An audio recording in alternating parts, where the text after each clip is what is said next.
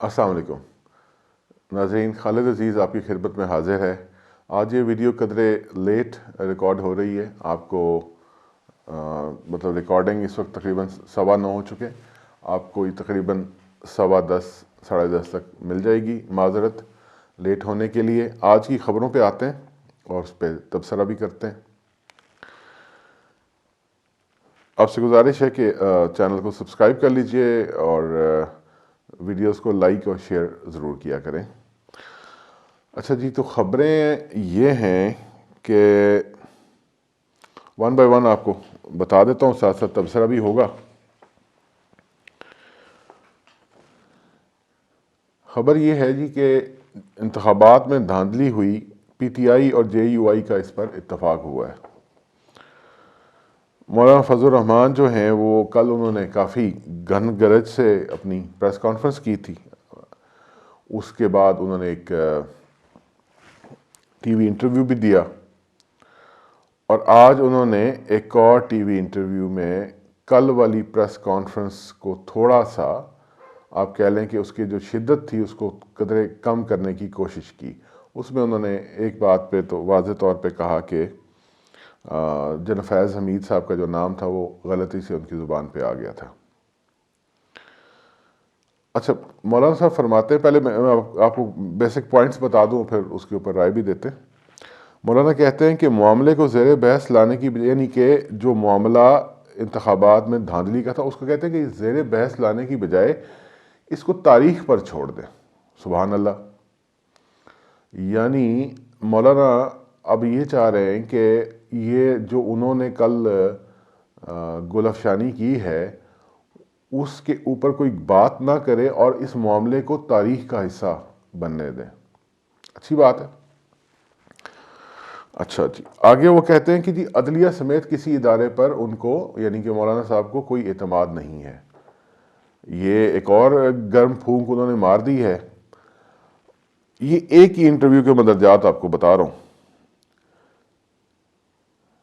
انہوں نے کہا کہ جو عدم اعتماد کے حوالے سے کل انہوں نے کہا تھا کہ کس طریقے سے ان کو عدم اعتماد کی تحریک عمران خان کے خلاف جو 2022 میں جو عدم اعتماد کی تحریک آئی تھی اس کے حوالے سے انہوں نے کہا کہ میں نے کہنا تھا میں نے کہہ تو دیا ہے، لیکن اس کے اوپر میں حلفیہ طور پہ کچھ نہیں کہوں گا۔ اس کے ساتھ انہوں نے ایک اور بڑی دلچسپ بات کہی۔ انہوں نے کہا کہ جی میں نواز شریف صاحب اور زرداری صاحب سے بات کرنے کو، ملنے کو تیار ہوں۔ بڑی جلدی میرا خیال ہے ان کی بارگیننگ کام کر گئی ہے، اور شاید وہ ان کو کچھ شاید اقتدار میں سے کچھ حصہ ملنے کا شاید کچھ آمادگی بھی ہو گئی ہو ویسے۔ اور ساتھ انہوں نے ایک اور بات بھی کہی ناظرین، انہوں نے کہا جی میں اسمبلی میں بیٹھوں گا، اور جیسے کل بھی انہوں نے کہا تھا کہ اسمبلی میں بیٹھوں گا بھی، انتخابات کو مسترد بھی کرتا ہوں۔ یہ عجیب گورکھ دھندا ہے۔ یہ ہمارے جو روایتی سیاستدان ہیں، یہ جو نسل در نسل سیاستدان ہیں، انہوں نے تباہی مچا دی ہے۔ یہ ایک طرف ایک چیز کو ریجیکٹ بھی کرتے ہیں، وہیں اس بات کو وہ ایکسیپٹ بھی کرتے ہیں۔ اب اسمبلی میں آنے کا کیا مقصد ہے؟ اسمبلی میں آنے کا واحد مقصد شاید یہی ہوگا کہ دوبارہ سے لاکھوں روپے کی لسی پی جا سکے، سرکاری رہائش گاہیں مل جائیں، ٹی اے ڈی اے ملتا ہے، بین الاقوامی دورے ملتے ہیں۔ جناب یہ جو اسلام آباد ہے نا، آپ میں سے جو لوگ اسلام آباد میں رہتے ہیں یا کم از کم اسلام آباد کے جو پریولیجڈ حلقے ہیں ان کو وہ جانتے ہیں، ان کو اندازہ ہوگا کہ کیا موج ہوتی ہے یہاں پر۔ جناب اگر آپ اسمبلی کے ممبر ہیں، آپ کبھی اسلام آباد کلب میں آپ کو انوائٹ کیا جا رہا ہے، کبھی مختلف جو ڈپلومیٹس ہیں وہ آپ کو انوائٹ کریں، بڑی تام جھام ہوتی ہے، بڑی موج ہوتی ہے، بڑا میلہ ہوتا ہے۔ پارلیمنٹ جو لاجز ہیں ان کے اندر بھی جناب بہت کچھ ہوتا ہے۔ اب کیا کوئی کہے اس کے اوپر، کیونکہ کہیں گے تو پھر وہ کہیں گے جی کہ جمہوریت خطرے میں آ جاتی ہے۔ ان کے اپنے کرتوت ہیں جو آج ان کے سامنے آ رہے ہیں۔ اچھا، یہیں پہ ایک اور مزے کی بات ہے، دیکھیے ذرا سیاست کی کاریگری۔ آج فیصل کریم کنڈی صاحب جو کہ پاکستان پیپلز پارٹی کے سینئر رہنما ہیں، اور ڈیرہ اسماعیل خان سے ان کا تعلق ہے، یہ مولانا صاحب کے ہی آپ مطلب ان کے علاقے سے ان کا تعلق ہے، انہوں نے کہا جی کہ مولانا صاحب کے اوپر انہوں نے بھی آج نشتر برسائے۔ کنڈی صاحب نے کہا ہے کہ مولانا ڈی آئی خان سے یعنی کہ ڈیرہ اسماعیل خان سے اسلام آباد آئے اور یہاں سے بینکاک پہنچ گئے۔ ذرا یہ کنڈی صاحب کی اس لائن میں نا وہ چھپا ہوا زہر سے بجھا ہوا نشتر دیکھنے کی کوشش کریں کہ مولانا صاحب جب ابھی گئے تھے بینکاک تھائی لینڈ میں تو کس قسم کی باتیں آئی تھی کہ وہ کچھ علاج کرانے گئے تھے۔ اب تھائی لینڈ میں کس نوعیت کے علاجوں میں مہارت ہے وہ بتانے کی شاید ضرورت نہیں ہے، تو آپ اندازہ کریں ان کا، یہ جو ہمارے سیاستدان ہیں، غلاظت ان کے منہ سے کیسے نکلتی ہے۔ یہی مولانا صاحب یہ پی ٹی آئی آج یہ اکٹھے بھی بیٹھے، یہی پی ٹی آئی کے جلسوں کے اندر آنے والی خواتین کو تتنیاں کہتے تھے، اور اس طرح کے الفاظ آپ اندازہ کریں، یہ ہے ان کا کریکٹر۔ یہ الفاظ اگر ایک عالم دین کے منہ سے نکلیں تو آپ اندازہ کر ہی سکتے ہیں کہ پھر وہ نیچے ان کے جو مداحین ہیں یا ان کے جو مدارس میں پڑھنے والے ہیں ان کی زبان کیا ہوگی۔ یہ ہے کریکٹر۔ وہ تتلیاں کہہ رہے ہیں، یہ ان کو بینکاک کے دورے کے اندر مخصوص قسم کے علاج کے اوپر تانا دے رہے ہیں۔ یہ بہت بے رحم کھیل ہوتا ہے ناظرین یہ اقتدار کا۔ یہاں کوئی کسی کا سگا نہیں ہوتا، یہاں سب ایک دوسرے کو کاٹنے کے چکر میں ہوتے ہیں، جس کو جہاں داؤ لگتا ہے وہ لگاتا ہے۔ سیدھی سی بات ہے، پیپلز پارٹی کے پاس آج 54 سیٹیں ہیں، وہ 54 سیٹیں ان کو اتنا مضبوط کر گئی ہیں کہ سارا بیلنس آف پاور ان کے پاس آ گیا۔ اب وہ مولانا صاحب کو جو مرضی کہیں، میاں شہباز شریف صاحب کو آج پیپلز پارٹی اگر یہ بھی کہہ دے نا، اس سے سخت باتیں بھی کر دے جو انہوں نے اعلیٰ حضرت جناب علی آصف علی زرداری صاحب کے متعلق کہی تھیں، وہی پیٹ پھاڑنے والی اور وہ ساری باتیں یاد ہی ہوں گی آپ کو، کیا آپ دوبارہ بتاؤں۔ اچھا ذرا زیادہ پیچھے چلے جاتے ہیں، یہی آل شریف ہے جنہوں نے محترمہ بے نظیر بھٹو کی وہ تصاویر، محترمہ نصرت بھٹو کی وہ تصاویر، کچھ ذرا سی بھی کوئی غیرت ہوتی ہے، کوئی حمیت ہوتی ہے، کوئی سیلف ریسپیکٹ، سیلف اسٹیم ہوتی ہے، اقتدار کے لیے سب جائز ہے۔ یہ اکٹھے ہو گئے ہیں دوبارہ اور انہوں نے اقتدار کے لیے مطلب یہ وہی ایک، اب چلیں مثال دیتا ہوں، ایک واقعہ مشہور ہے مولانا کوثر نیازی صاحب کے متعلق۔ پیپلز پارٹی جو لوگ جانتے ہیں ان کو اندازہ ہوگا کہ مولانا کوثر نیازی صاحب کی کیا اہمیت تھی پیپلز پارٹی میں۔ ان سے منسوب ہے، درست ہے یا غلط ہے، بہرحال ان سے منسوب واقعہ ہے۔ وہ ان سے کسی نے کہا کہ مولانا شراب کی حرمت پہ نا فتویٰ چاہیے، تو انہوں نے کہا تھا کہ اس کے حق میں چاہیے کہ اس کے خلاف چاہیے۔ تو جناب یہ جو سیاست کا کھیل ہے نا، اس میں حلال حرام، جائز ناجائز سب جائز ہوتا ہے، کچھ حرام نہیں ہے، کچھ ناجائز نہیں ہے، ہاں بینیفیشری آپ خود ہوں۔ اچھا، پی ٹی آئی نے آج ایک بڑی دھواں دھار قسم کی یہاں پہ پریس کانفرنس کی ہے اسلام آباد میں میریٹ ہوٹل میں۔ وہاں ان کے وہ سارے جو ایم این ایز اور ایم پی ایز وہ آئے ہوئے تھے، جن کے انتخابات کے اوپر جن کے وہ فارم 45 وغیرہ وہ جو ان کی دھاندلی والا معاملہ ہے، وہ سارے آئے ہوئے تھے۔ بڑی گرما گرم ٹاک تھی۔ اس کے بعد شندانہ گلزار، شندانہ بہت چونکہ پڑھی لکھی خاتون ہیں، انہوں نے ڈوچے ویلے DW جو ہے جرمنی کا جو نشریاتی ادارہ ہے، ان سے بھی بات کی۔ بہت خوبصورت گفتگو کرتی ہیں، بہت پڑھی لکھی ہیں۔ انہوں نے بڑی اچھی ان سے بات کی، بڑے طریقے سے اپنا جو کیس ہے ان کے سامنے پریزنٹ کیا۔ اچھا، اس کے علاوہ سندھ میں آج جی ڈی اے نے بہت ہی ایک بڑا مظاہرہ کیا، جلسہ کیا بہت بڑا۔ پیر پگاڑا صاحب نے وہاں پہ خطاب کیا، پیر صاحب جو ہیں وہ، اور وہاں پہ فہمیدہ مرزا نے بھی، جو جی ڈی اے کی گرینڈ ڈیموکریٹک الائنس کی جو بھی قیادت ہے، انہوں نے ان کے بڑے شدید اعتراضات ہیں الیکشن کے نتائج کے اوپر.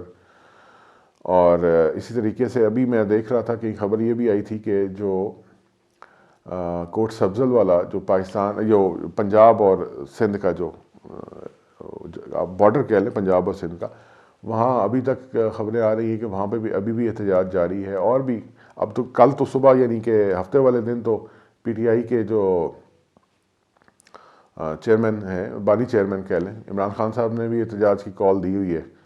اچھا، ان کے رؤف حسن صاحب جو ہیں ان کے ترجمان ہیں، وہ بیٹھے ہوئے تھے آج ایک ٹاک شو کے اوپر، اور وہ بھی بتا رہے تھے کہ جی ہم بڑا اس طریقے سے ہم اپنے چیزوں کو پریزنٹ کر رہے ہیں. اور اچھا، انہوں نے نا ایک بات اچھی کہی ہے، اچھی اسٹریٹجی میں سمجھتا ہوں.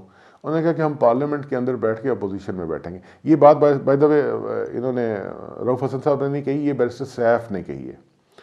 اچھی بات ہے، پارلیمنٹ کے اندر بیٹھ کے اور اپنا جو بھی احتجاج ہے وہ کریں، اور کوشش کریں کہ یہ دیکھیں بات ایک سادہ سی ہے، جب تک یہ اپنے ایک مسئلے کو حل نہیں کریں گے نا، وہ جسے کہتے ہیں نا mother of all evils, mother of all evils اس ملک میں الیکٹورل پروسیس ہے. جب تک یہاں پر، اور یہ ساری کی ساری ذمہ داری سیاستدانوں کے اوپر آتی ہے، یہ ایک دوسرے کی ٹانگیں کھینچنے کے لیے ادھر ادھر سے مدد لیتے ہیں اور بعد میں یہ بلیم کرتے ہیں کہ فلاں یہ کر گیا، فلاں یہ کر گیا. نہیں جناب، آپ کی اپنی ذمہ داری ہے. اب عقل کا تقاضا یہی ہے کہ یہ خود پی ٹی آئی اور باقیوں کو میرے ساتھ ملائے. نون لیگ تو شاید کبھی بھی نہ ملے، کہ نون لیگ کا معاملہ ہی ڈیفرنٹ ہے، کہ اگر کبھی بھی شاید سوائے 1997 کے انتخابات کے کبھی بھی نون لیگ جینون مینڈیٹ لے کے نہیں آئی. نون لیگ کو تو سوٹ ہی یہ ریگنگ والا سٹائل کرتا ہے. رہ گئی بات باقی پارٹیوں کی، چاہے وہ پی ٹی آئی ہے یا پیپلز پارٹی ہے، یا جیسے آج کل مولانا صاحب بھی کہتے ہیں، حالانکہ میرا نہیں خیال کہ مولانا صاحب کے ساتھ کوئی انتخابات میں ہیرا پھیری ہوئی ہے، بلکہ حیرت اس بات کی ہے کہ وہ خود کیسے جیت گئے. یعنی پشین سے ان کا اپنا جیتنا آسان نہیں تھا. اس کے علاوہ بلوچستان کی بھی کچھ پارٹیاں ہیں جو چھوٹی پارٹیاں ہیں، ان کے بھی اعتراضات ہیں. یہ جی ڈی اے کے اعتراضات ہیں. یہ کم از کم ایک پوائنٹ پہ تو اکٹھے ہو جائے نا، کہ الیکٹورل سسٹم کو اتنا وہ کلین کر لیں، اتنا اس کو شفاف کر لیں کہ اس کے اوپر اعتراضات. یہ دیکھیں ہندوستان ہمارے ساتھ آزاد ہوا تھا، ان کا جو وہ ہے الیکشن کمیشن، وہ وہاں پہ کیوں اعتراضات نہیں آتے؟ اگر وہ یہ کر سکتے ہیں تو ہمیں کیا پرابلم ہے؟ بیسیکلی ڈی این اے تو وہی ہے نا جی، وہ جو یہاں پہ بھی وہی نسلیں جو وہاں پہ نسلیں، ٹھیک ہے. تو ڈی این اے ایک مذہب بدلا اور ہم نے وہ کر لیا، تو لیکن ڈی این اے تو وہی نا، کرتوت ہمارے ایک ہی جیسے ہیں. اگر وہ کر سکتے ہیں تو ہمیں کیا تکلیف ہے کہ ہم یہاں پہ نہیں کر سکتے؟ کریں، بیٹھیں، اور یہ بلیم کرنا چھوڑیں کہ فلاں یہ کر گیا، فلاں الیکشن کمیشن نے یہ کر دیا. اور جناب علی وہ یہ جو لفظ استعمال کرتے ہوتے میاں صاحب، خلائی مخلوق. کون سی خلائی مخلوق؟ آپ کے اندر اپنی اتنی جرت ہے کہ آپ کے ایک انسان کے اندر اگر جرت ہوتی ہے، فرض کریں میں آپ کو مثال دیتا ہوں، تو کبھی ایسا ہوا کہ جن آ کے اس کے اوپر، یعنی انسان کی ول کی بات ہوتی ہے. یہ جو خلائی مخلوق انہوں نے لگایا ہوتا ہے، سب ڈھکوس لیں. اب جب خلائی مخلوق اگر ان کو مدد کرے تو ٹھیک، باقی کو کرے تو غلط. کوئی خلائی مخلوق نہیں ہے، کچھ بھی نہیں ہے. ان کو خود سیاستدانوں کو اس ملک کے ساتھ بھی مخلص ہونا پڑے گا، اور اس ملک کو اگر سیدھی راہ پہ لے کے جانا ہے تو ایک ہی حل ہے، بنیاد ٹھیک کریں، مینڈیٹ کی کلیئرٹی ہو، اور پھر جو بھی پارٹی آئے وہ اچھا کرے، برا کرے، بھلا کرے. 5 سال کا ٹینیور ہوتا ہے، پرفارمنس کے اوپر پتہ چل جائے گا. اب یہ جیسے پی ٹی آئی ہے، کے پی کے لوگ پاگل ہیں کہ انہوں نے تیسری دفعہ اس کو مینڈیٹ دے دیا. آیا نا مینڈیٹ، اتنا واضح مینڈیٹ تھا کہ ہو کچھ نہیں سکا. تو یہ کریں، سیاستدان بیٹھیں آپس میں اور یہ معاملات کو سیٹل کریں. اور یہ ممکن ہی نہیں ہے کہ یہ مسئلہ حل، آج ہم کہاں پہ کھڑے ہیں؟ 2024 میں کھڑے ہیں.